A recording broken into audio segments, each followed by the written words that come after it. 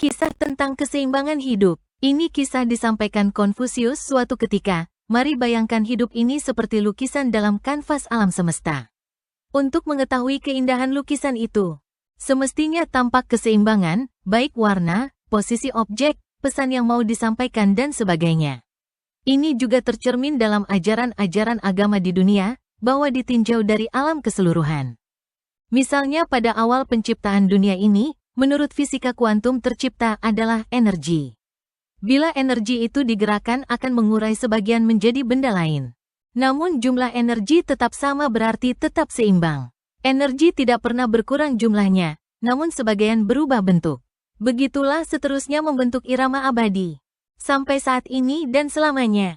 Di dalam hiruk-pikuk kehidupan, di mana kebisingan, berjalannya waktu, ada kebijaksanaan yang sederhana, namun begitu mendalam. Keseimbangan kunci segalanya. Inilah pesan yang disampaikan Konfusius berabad-abad dahulu, relevan sampai saat ini. Sebagai ilustrasi perhatikan bagaimana proses malam menjadi siang, begitu pula pergantian musim. Kondisi kita suka dan duka, sakit dan sehat, semua menuju keseimbangan. Inilah caranya alam memberitahu kita bahwa semua itu demi keseimbangan alam semesta.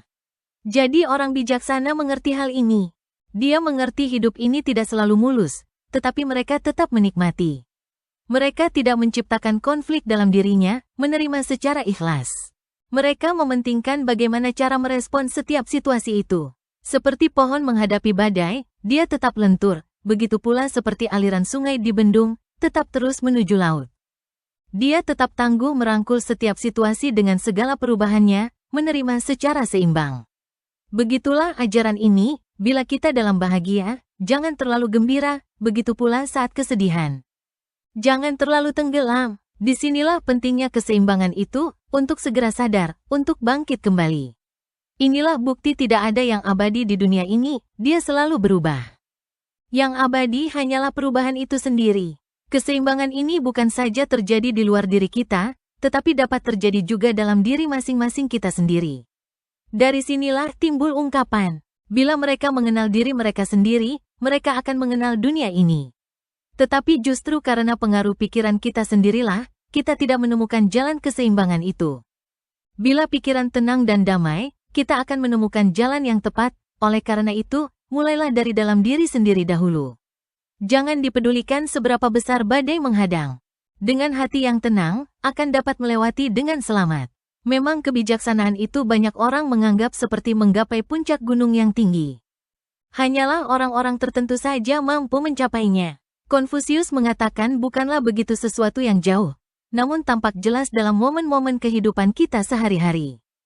Dia selalu hadir dalam setiap aktivitas, hanya dalam keheningan, lebih luas dari fakta yang kita ketahui. Bagaimana kita bisa mendengar suara dari dalam diri?